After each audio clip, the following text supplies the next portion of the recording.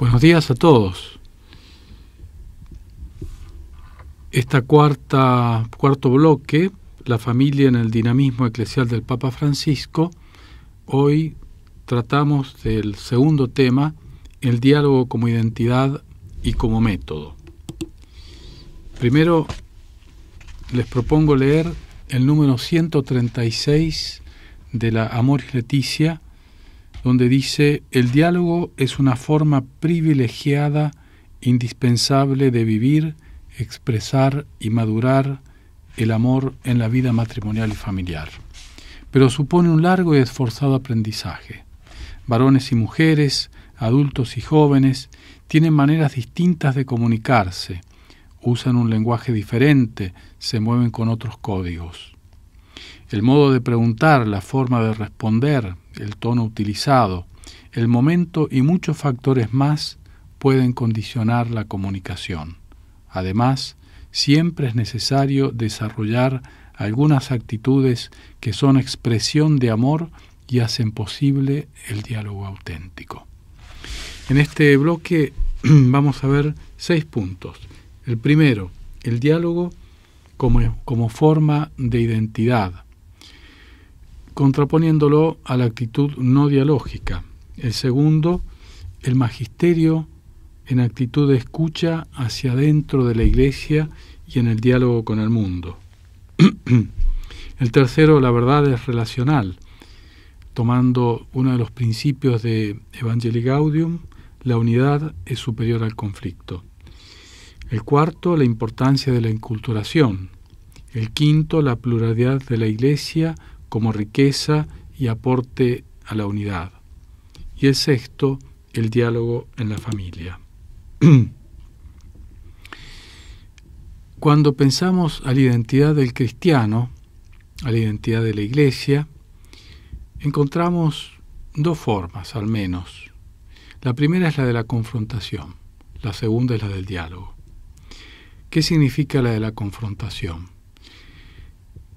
Parece una identidad fuerte, o es la búsqueda de una identidad fuerte, pero en realidad es la actitud de quien se siente en una falta de identidad. Por eso, a veces encontramos una actitud de posesión de la verdad, donde el otro es visto como un enemigo potencial.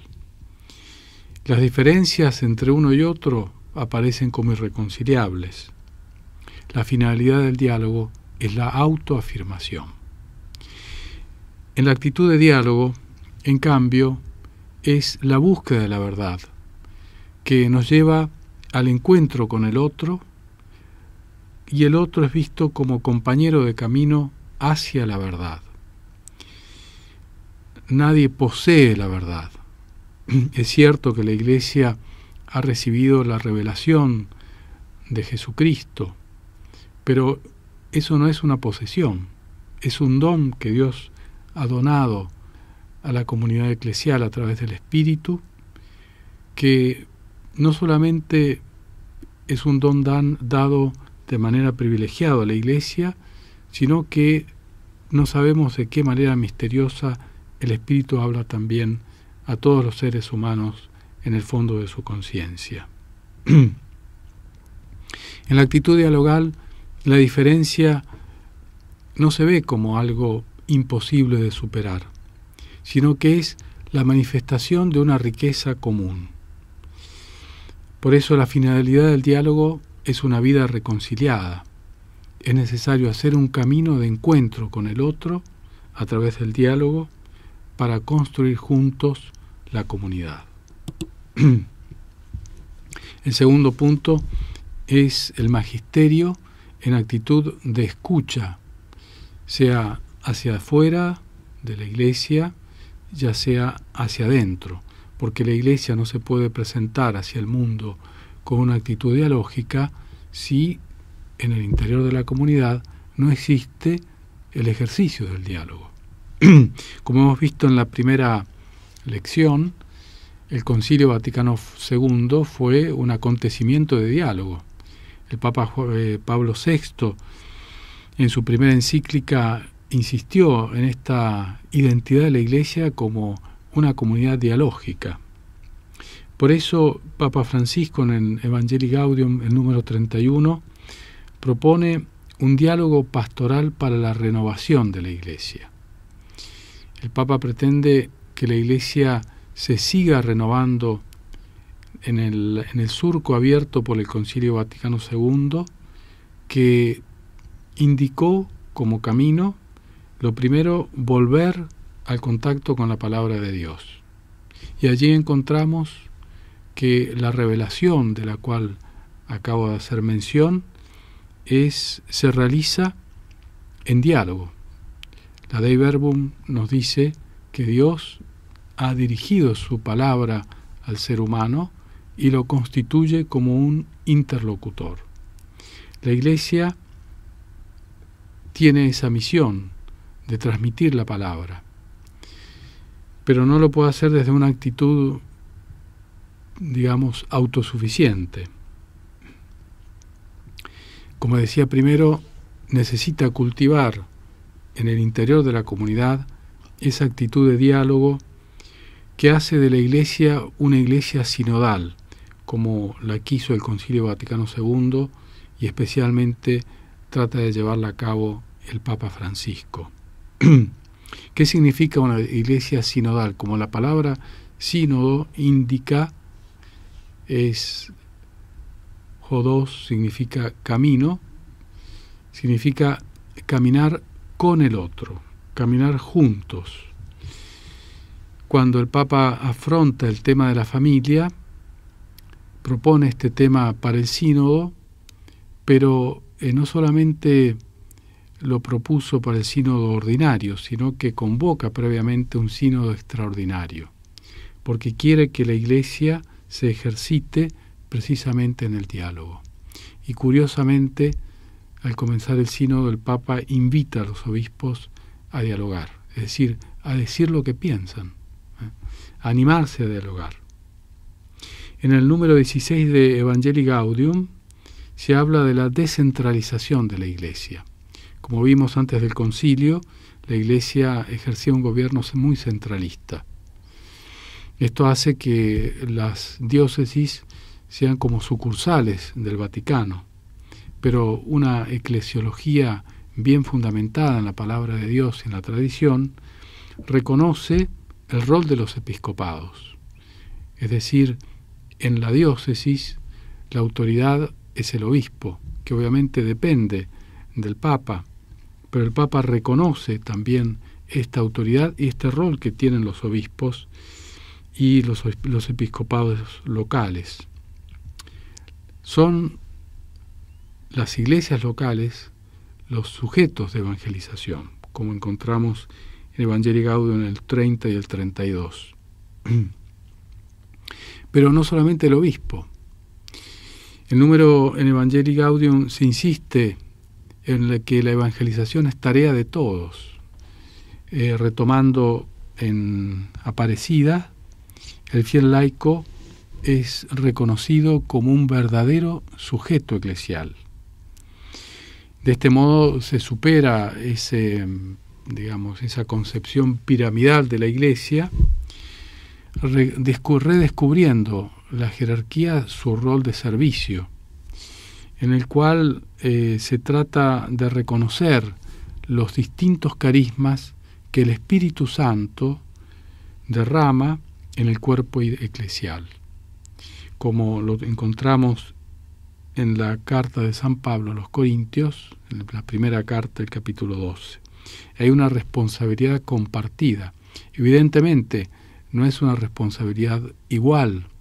Cada carisma tiene su propia misión, pero la misión de la evangelización no pertenece en modo exclusivo a ninguno de los carismas. O sea, cada carisma debe complementarse con el otro. De esta manera, de manera especial, la jerarquía de la Iglesia, su carisma es reconocer los carismas que hay en la Iglesia para apoyarlos, para promoverlos y hacer de esa diversidad que el Espíritu siembra en el cuerpo de Cristo la riqueza que Dios desea para su cuerpo eclesial. El tercer punto del cual vamos a hablar es la actitud de escucha con el mundo. De manera especial fue la Gaudium Spes, como ya he indicado, esa constitución pastoral que pone a la Iglesia en diálogo con el mundo, superando una distancia de al menos 2 siglos, donde la Iglesia se había trincherado frente a los cambios de la modernidad. Ahora, entonces, no solamente es necesario escuchar a los que están dentro de la Iglesia, es necesario escuchar también a los que están fuera de la Iglesia, si es que podemos decir fuera de la Iglesia, porque la Iglesia es mucho más que las fronteras visibles o la estructura visible de la Iglesia, como se reconoce en Gaudium Spes y en Lumen Gentium, cuando se dice que si uno sigue la propia conciencia de manera honesta, aunque no crea explícitamente en Dios o tenga otra tradición religiosa, se salva. Si el concilio reconoce que una persona que obra honestamente se salva, esto significa que esa persona pertenece de alguna manera a la Iglesia. Pero bueno, para entendernos, decimos que la Iglesia quiere escuchar el mundo. ¿Qué significa esto? Quiere escuchar la cultura contemporánea. Quiere escuchar aquellos que tienen otras tradiciones y que pueden tener también una visión diferente de la realidad. Es interesante el número 142 de Evangelii Gaudium, donde dice: un diálogo es mucho más que la comunicación de una verdad. Se realiza por el gusto de hablar y por el bien concreto que se comunica entre los que se aman por medio de las palabras.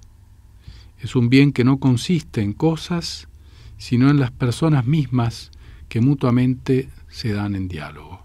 Es decir, el diálogo es un valor humano, es un valor antropológico y por eso también es un deber moral. Dialogar es abrirse al otro, reconocerlo como persona y abrirse a la realidad. Por eso el principio de Evangelii Gaudium que encontramos en Evangelii Gaudium 231, 233, la realidad es más importante que la idea. Este principio es el motor de una iglesia en salida. La iglesia quiere encontrarse con la realidad. Es más fácil cerrarse en los propios esquemas, en las propias convicciones o tradiciones, entre comillas, ignorando lo que pasa fuera de ella. Pero de ese modo no cumple su misión. El único modo de cumplir su misión es encontrarse al hombre y a la mujer concretos de hoy día, con sus tareas, con sus dificultades, con sus aspiraciones, como decía Gaudium Spes, el número 1.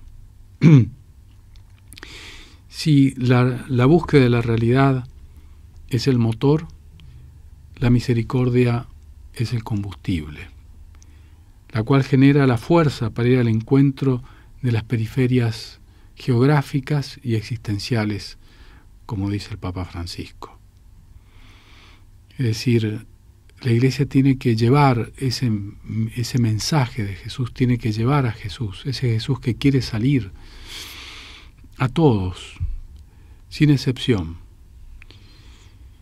El Papa Francisco de este modo coloca a la Iglesia y a la teología ante los verdaderos desafíos de la sociedad contemporánea, recordando su vocación comunitaria ante la tentación del individualismo subjetivista. Una buena teología se piensa y se articula en contacto con la realidad. Una buena pastoral se piensa y se articula del mismo modo. Solo de este modo puede iluminar la realidad con el Evangelio para transformarla. Por eso pasamos al cuarto punto, que es un tema clave del Papa Francisco, ya como rector de las facultades de Filosofía y Teología en San Miguel. Había organizado un congreso internacional sobre la evangelización de la cultura y la inculturación del Evangelio. Esta preocupación la vemos recogida en Evangelii Gaudium, donde los números 68 a 70 habla de la importancia de la inculturación. La comprensión de la fe se hace desde categorías de comprensión culturales, es decir, cada cultura, cada pueblo tiene sus propias categorías. Nos hemos habituado a una evangelización que se transmite a través de una única cultura que es eurocéntrica y que, si bien asegura una uniformidad en la Iglesia, en cambio dificulta la real comprensión del Evangelio. Por eso, a partir del Concilio Vaticano II, con la Gaudium Spes, se reconoce el valor de las culturas. Se reconoce que en cada cultura existen semillas del Verbo, y por lo tanto que la Iglesia tiene que discernir cuáles son esos valores de las culturas para apoyarse en esos valores, para promover esos valores y en base a estos valores realizar la tarea de la evangelización. El Papa Francisco recuerda que en las culturas ya evangelizadas, como por ejemplo encontramos en Latinoamérica y en otros países que han tenido ya una primera evangelización, hay una reserva moral que guarda valores de auténtico humanismo cristiano. Tenemos que aprovechar esos valores, tenemos que redescubrirlos, tenemos que promoverlos. Se trata de reconocer lo que siembra el Espíritu Santo. Pero esto es necesario hacerlo a través de un diálogo entre las culturas. O sea, no hay ninguna cultura que sea superior a la otra. Tenemos que habituarnos a dialogar en base a los diferentes esquemas de comprensión que cada cultura posee. Una cultura popular evangelizada contiene valores de fe y de solidaridad que hemos de reconocer y de potenciar. Por eso, recuerda el Papa Francisco en Evangelii Gaudium 69, es imperiosa la necesidad de evangelizar las culturas para inculturar el Evangelio. La evangelización implica un camino de diálogo. Es decir, no se trata simplemente de imponer una verdad, no se trata de repetir doctrinas, se trata de tratar de comprender al interlocutor, de dialogar con él y en ese camino de diálogo, en esa dinámica de diálogo, que es una forma de encuentro, proponer el anuncio de la buena noticia de Jesucristo. El Papa propone dos estrategias de acuerdo a la cultura con la cual la Iglesia se confronta. En los países de tradición católica se tratará de acompañar, cuidar y fortalecer la riqueza que ya existe. En cambio, en los países de otras tradiciones religiosas o profundamente secularizados, se tratará de procurar nuevos procesos de evangelización de la cultura. El quinto punto es la pluralidad de la Iglesia como riqueza y como aporte a la unidad. La imagen que propone el Papa Francisco no es la esfera, que sería la imagen de la uniformidad, sino la del poliedro, que es la imagen de la pluralidad. La uniformidad es un engaño, es una tentación fácil que la Iglesia tiene que superar, sobre todo en el mundo contemporáneo, donde las sociedades son multiculturales, donde vivimos en un cambio cultural vertiginoso, donde nuevas realidades culturales emergen, es necesario una mirada atenta, es necesario un oído muy sensible a lo que el mundo de hoy experimenta, a lo que la gente vive, a lo que la gente dice. Siendo conscientes de que el Espíritu Santo suscita diversidad de dones y carismas, como decíamos recién, el rol de la jerarquía es apoyar y dar espacio a los diferentes carismas. La unidad como tarea se realiza únicamente a través del camino del diálogo. Es un camino difícil, es un camino seguramente donde encontraremos muchas dificultades y escollos, pero es el único camino para lograr la verdadera unidad, la unidad que Dios quiere para su iglesia y para el mundo. Podemos recoger estas ideas en dos actitudes, la del diálogo y la que podríamos llamar del monólogo. La palabra griega diálogos indica la existencia de dos personas que se confrontan en un mutuo reconocimiento, en un mutua escucha. El diálogo exige este reconocimiento del otro como persona. En cambio, el monólogo se autoengaña a la persona y cree que tiene la verdad como posesión, y por eso le impone al otro a través de la fuerza. El Concilio Vaticano II, en Dignitatis Humanae, proponía como método: la verdad se transmite con la fuerza de la misma verdad. Si nosotros realmente creemos en la verdad, no necesitamos otros instrumentos que la misma verdad para proponerla, para transmitirla. El diálogo supone la comprensión del otro. La actitud contraria es la de jueces, una actitud denunciada por el Papa Francisco, ya sea en Evangelii Gaudium como en Amoris Laetitia. Es cierto que la Iglesia tiene su doctrina, sus indicaciones, sus normas, pero estas indicaciones son indicaciones de un camino que conducen hacia la verdad, que son aptas para guiar hacia la verdad, pero no son para ser usadas para juzgar a quien no se encuentra según ese estándar.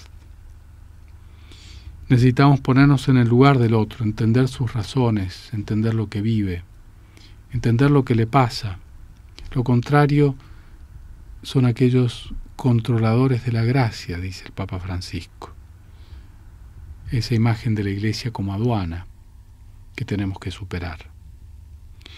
La actitud del diálogo es la actitud de la misericordia. Si en misericordia acá no se trata de un buenismo, se trata de una actitud de caridad, de amor hacia el prójimo. El contrario es la actitud de la dureza del corazón. Pasemos al diálogo en el matrimonio. Lo encontramos en los números 136 a 141 de Amoris Laetitia. Una hermosa descripción propuesta del diálogo en el matrimonio. Como decía, el diálogo parte del reconocimiento del otro como persona. El diálogo es una actitud solidaria. Compartimos el mismo camino. Tratemos de ayudarnos. Tratemos de entendernos. Tratemos de comprendernos. Por eso parte de una mirada empática hacia el otro. Las actitudes antidiálogo las recoge Francisco usando el mismo lenguaje que podemos escuchar en la vida cotidiana. Mi esposo no me mira. Para él parece que soy invisible. Ignorar al otro. Por favor, mírame cuando te hablo. Si no hay una mirada auténtica, una mirada abierta, no puede existir el diálogo. Se lamenta un esposo diciendo: mi esposa ya no me mira, ahora solo tiene ojos para sus hijos. Es una tentación muy común en el matrimonio. Cuando llegan los hijos, el matrimonio puede debilitarse. Uno, sea la madre, generalmente puede dedicarse enteramente a los hijos descuidando su relación conyugal. Hay que estar muy atentos, porque el matrimonio o la familia es un organismo, es un ecosistema, podríamos decir, donde si se altera uno de los elementos, se altera todo el ecosistema. La relación conyugal nunca puede ser descuidada. Pueden existir diversas formas de cuidarla, de promoverla. Evidentemente, la paternidad, la maternidad deben contribuir a fortalecer la relación conyugal, pero también pueden ser ocasión de debilitarla. Otro se queja diciendo: en mi casa ya no le importo a nadie y ni siquiera me ven, como si no existiera. Por eso vemos que Amoris Laetitia propone como actitud fundamental del diálogo escuchar con paciencia y atención, darse tiempo para el diálogo. Sabemos que la vida moderna andamos siempre de corrida. Quien tiene trabajo generalmente lo tiene en exceso, y podemos pasar de no tener trabajo a tener tantísimo trabajo que no tenemos tiempo para dialogar. Necesitamos una ascesis del diálogo, es decir, ser conscientes que si no dialogamos, nuestra relación se puede perder. Claro, no se pierde de un día para el otro, pero si esto se descuida en el tiempo, se va debilitando y poco a poco va muriendo. Vemos como actitud antidiálogo: no me escucha, cuando parece que lo está haciendo, en realidad está pensando en otra cosa. A veces las preocupaciones del trabajo, de la vida, hace que no prestemos atención a lo que el otro nos diga. Hablo y siento que está esperando que termine de una vez. Claro, porque hay mucho que hacer o porque hay otros intereses. Cuando hablo intenta cambiar de tema o me da respuestas rápidas para cerrar la conversación. A veces estamos tan llenos de problemas que no queremos tener más problemas. Estamos como saturados y no queremos que el otro nos cuente sus problemas porque ya creemos que tenemos los suficientes. El diálogo exige un corazón magnánimo, exige superar a veces las propias ganas, la propia comodidad, para hacer un esfuerzo, a veces sobrehumano, para poder escuchar, para poder dialogar. Necesitamos hacernos tiempo, necesitamos renovar nuestra actitud de escucha del otro. El diálogo intergeneracional sabemos que hoy día está amenazado a causa de la rapidez de los cambios generacionales, cambios culturales, de la cultura de los medios de comunicación, de la tecnología, hace que se cree una distancia entre las distintas generaciones que a veces parece una distancia insalvable. Evangelii Gaudium, en el número 70, constata que en las últimas décadas se ha producido una ruptura en la transmisión generacional de la fe cristiana en el pueblo católico. Hoy día más que nunca necesitamos la atención por parte de los padres o de los educadores hacia los procesos de crecimiento. En medio de todo lo que tengamos que hacer, tenemos que privilegiar la atención a los hijos, la atención a los que estamos educando. Atención a lo que les pasa, a lo que ellos experimentan, a lo que ellos viven. Pero no solamente tenemos algo que decirles, también ellos tienen algo que decirnos. Si nosotros no tenemos una actitud de apertura para escucharlos, tampoco nos van a escuchar. Esa actitud de escucha es fundamental para que haya diálogo. Y no por una cuestión estratégica, sino porque ellos también tienen mucho que enseñarnos. Se aprende a ser padre a la escucha de los hijos. O sea, es el hijo el que constituye a sus padres como tal. Es el educando el que constituye al educador como tal. Tenemos que tener una actitud de también no solamente ser enseñantes, sino de dejarnos enseñar por las jóvenes generaciones. Pero el diálogo se radica sobre todo en el matrimonio, en la pareja conyugal. Es ahí donde nace lo que podríamos llamar una cultura del diálogo.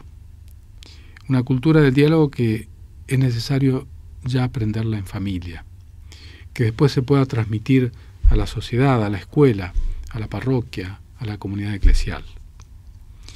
Esta cultura del diálogo comienza por dar importancia real al otro, que tiene derecho, como dice Amoris Laetitia, a pensar de manera autónoma y ser feliz.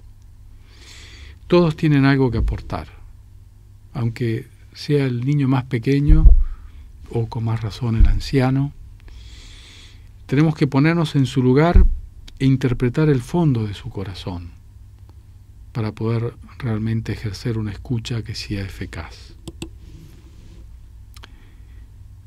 Nuevamente podemos contraponer, si se quiere de un modo un poco esquemático, esta actitud del diálogo que exige una actitud mental, una amplitud mental y flexibilidad, y el antidiálogo. La actitud mental y flexibilidad, hay una unidad que se construye en la diversidad, como habíamos dicho. Esa diversidad es una diversidad que necesita ser reconciliada. Lo contrario es lastimar al otro con nuestra palabra. A veces, cuando no existe el cariño, cuando no existe la misericordia, la palabra puede ser usada como una navaja, como un arma que puede herir profundamente al otro. Tenemos que advertir a tiempo las interferencias normales que se pueden producir en una convivencia. Tenemos que atrevernos a afrontarlas para poder reconciliarlas.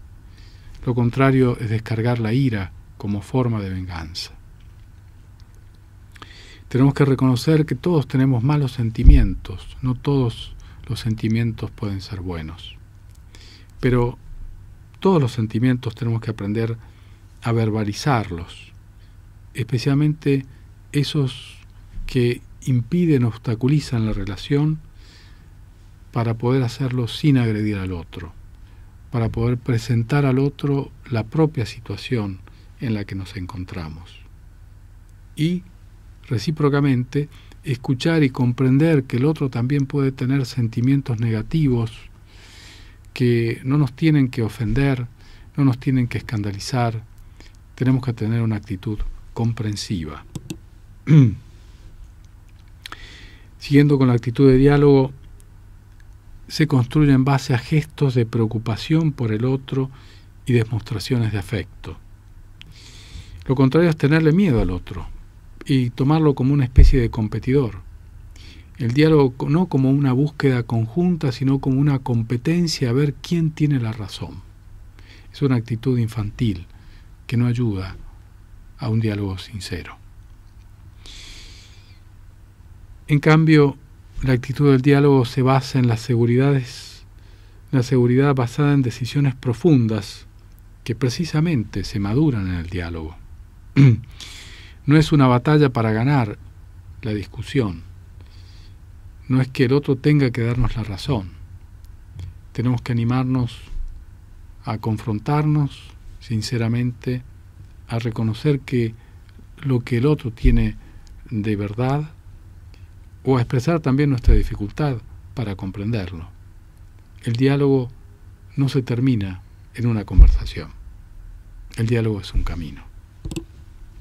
Por eso, Amoris Laetitia propone acompañar procesos de crecimiento y maduración personal que se realizan en comunidad, se realizan al interno del matrimonio, viviendo profundamente la relación conyugal.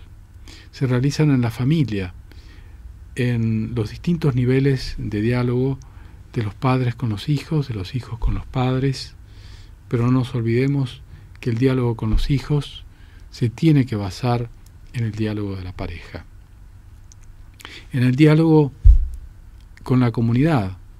Una familia que se ejercita en el diálogo está preparada, sus miembros están preparados para dialogar con cualquiera. Un diálogo de consolidación y maduración de una relación, porque precisamente en el diálogo aprendemos a valorar al otro. En el diálogo se fortifica el vínculo con el otro. Un diálogo de reconciliación, porque no siempre va a ir todo bien, no siempre nos vamos a entender, no siempre nos va a parecer bárbaro lo que dice el otro, no siempre lo que el otro hace o lo que uno hace puede satisfacer, puede caer bien. El conflicto es algo que va a estar siempre presente en las relaciones interpersonales. Tenemos que animarnos a reconocerlo y tener toda la voluntad posible por superarlo a través del diálogo. El proceso de transmisión de la fe. La familia es la iglesia doméstica. La familia es el sujeto de la evangelización. Esto no se hace, dando sermones al interno de la familia, se hace en la convivencia cotidiana, se hace en el ejercicio del diálogo, se hace en el servicio recíproco, se hace en el aprecio del otro como persona. Gracias, hasta la próxima.